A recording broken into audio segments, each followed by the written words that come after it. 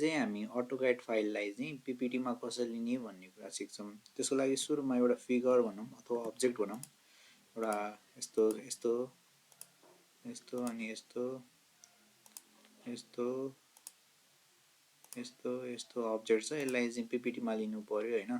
त्यो PPT मा लिनलाई हामीले चाहिँ एक्सपोर्ट भन्ने क्लिक गर्नु पर्यो। एक्सपोर्ट मा थिच्यौं। त्यसपछि यहाँ फाइल अफ टाइप मा चाहिँ मेटा फाइलमा क्लिक गर्नु पर्यो अनि सेभ गर्नु पर्यो त्यसलाई। हामीले चाहिँ मैले चाहिँ डेस्कटपमा सेभ गरे। सेभ गरे।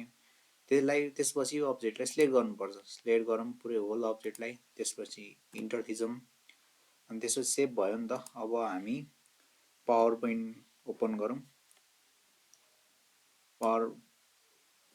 पावर पोइन्ट ओपन गरौँ। पावर पोइन्ट ओपन गर्यौं। पावर पोइन्ट ओपन गरिसकेपछि अब हामीले चाहिँ एउटा न्यू स्लाइड क्रिएट गरौँ ब्ल्याङ्क भएको र यसलाई चाहिँ यस्तो गरौँ। त्यसपछि इन्सर्टमा जाम, पिक्चरमा जाम। त्यसपछि हामीले डेस्कटपमा सेभ गरेको डेस्कटपमा क्लिक गरौँ। यो drawing.1 लाई चाहिँ सिलेक्ट गरौँ। यो हो नि त अघि AutoCAD मा बनाएको। यसलाई चाहिँ हल्का क्रप गर्दियौं, मिलाऊं। क्रप गरौँ। यता अनि क्रप गरौँ। क्रप गर्ने। त्यसपछि चाहिने आकारमा राख्नु पर्यो।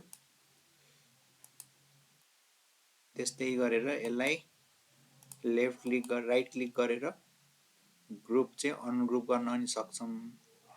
अनग्रुप पनि गर्न सक्छौं। यस। त्यस्तै गरेर फेरि एकचोटी गर्नु पर्यो। अनग्रुप भइहाल्यो सबै। त्यसपछि हामी के गर्न सक्छौं भन्दाखेरि यसको कलर चेन्ज गर्न पनि सक्छौं के यसमा गयो र यसलाई यस्तो राख्न पनि सक्छौं। यता गयो। यसरी चाहिँ हामी AutoCAD फाइललाई चाहिँ PPT मा लिन सक्छौं।